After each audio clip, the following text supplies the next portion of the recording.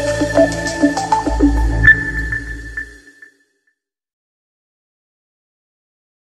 दोस्तों, C plus plus के lecture series में आपका स्वागत है। आज हम लोग पढ़ने वाले हैं सी प्लस प्लस में outside class definition.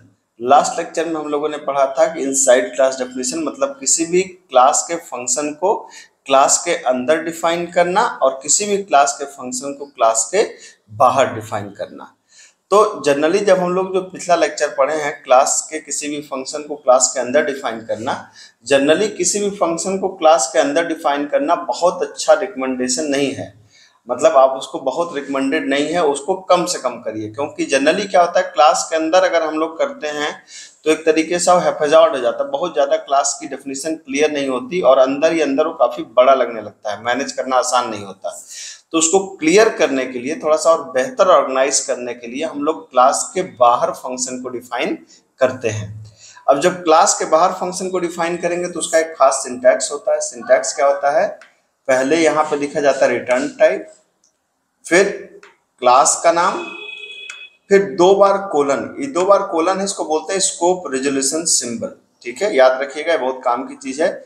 Scope resolution symbol, फिर फंक्शन का नाम, फिर आर्गुमेंट, फिर बॉडी ऑफ द फंक्शन।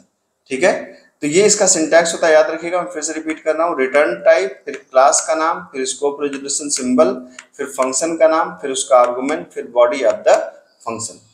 अब आइए इसको हम लोग करके देख लेते हैं, एकदम क्लियर कट समझ में आ जाएगा आपको। जैसे आपने कहा कि भाई हम लोग पिछले क्लास, ये नॉर्मल मेल बना हुआ है आपका, ठीक है।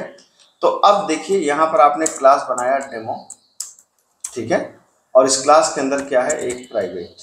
ठीक है, प्राइवेट के अंदर वेरिएबल बना है, हमने बनाया था। एग्जाम्पल वही है, 2 नंबर जोड़ने वाला कार्यक्रम है। यहाँ पर भी ए लिया, बी लिया और सी लिया, और एक पब्लिक लिया हमने। यहाँ पर पब्लिक के अंदर क्या किया, 2 फंक्शन बनाना है, एक फंक्शन को वैल्यू रीड करने के लिए, एक फंक्शन को वैल्यू को प्रिंट करने के लिए। तो हमने फंक्शन का नाम बनाया रीड करने के लिए गेट, और पुट करने के लिए जिस फंक्शन का नाम बनाया उस फंक्शन का नाम कर दिया पुट। ठीक है, और डिफाइन मैं यहाँ पे नहीं कर रहा हूँ, अभी मैंने इतना करके छोड़ दिया। अगर आप देखें तो इससे क्या है कि क्लास की डेफिनेशन क्लियर लग रही, क्लास के अंदर क्या क्या है। आप सिर्फ ये मत सोचिए कि एक फंक्शन 2 फंक्शन, आप सोचिए कि अगर आप ज्यादा फंक्शन देंगे तब क्या होगा। तो अभी तो ये देखिए, अभी डेफिनेशन बिल्कुल क्लियर है। अब इन फंक्शन को हमें डिफाइन करना है क्लास के बाहर। तो सिंटैक्स क्या बताया था, रिटर्न टाइप। तो जैसे अगर मैं गेट की बात करूँ तो इसका रिटर्न टाइप क्या है, वाइड, तो वाइड लिख दीजिए। फिर क्लास का नाम क्या है, डेमो, फिर स्कोप रेजोल्यूशन सिंबल ये वाला, फिर फंक्शन का नाम क्या है, गेट, फिर इसका आर्गुमेंट क्या है, वाइड, है ना।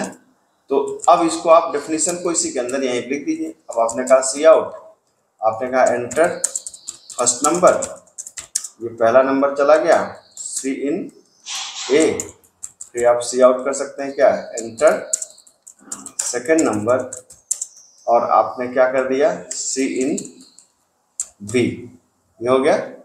अब आप क्या करिए, इसको पुट करिए। तो वाइड, क्लास का नाम क्या है, डेमो, फंक्शन का नाम क्या है, पुट, आर्गुमेंट क्या है, वाइड।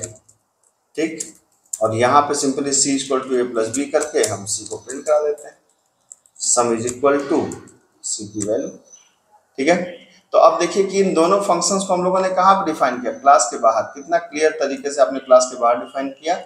अब आप क्या बना लीजिए, क्लास का ऑब्जेक्ट। जैसे आपने कहा डेमो का एक ऑब्जेक्ट ओबीजे, और ओबीजे डॉट पहला फंक्शन है गेट, इसको कॉल कर लीजिए वैल्यू को गेट करने के लिए, और दूसरा फंक्शन है ओबीजे डॉट पुट, इसको आप कॉल कर लीजिए। देखिए, ठीक।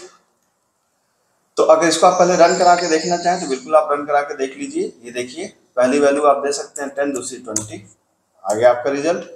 फिर मैं कहूँगा यहाँ मसला 2 नंबर को जोड़ना है नहीं, मसला प्रोसेस को समझने का है। जैसे आपको 2 नंबर को अगर यहाँ पे देखिए तो आप यहाँ पे आपने एबीसी लिया, एक फंक्शन गेट पुट, तो क्लास के अंदर आपने कुछ भी खड़ा नहीं किया, क्लास के अंदर सिंपल आपने क्लास को डिफाइन कर दिया।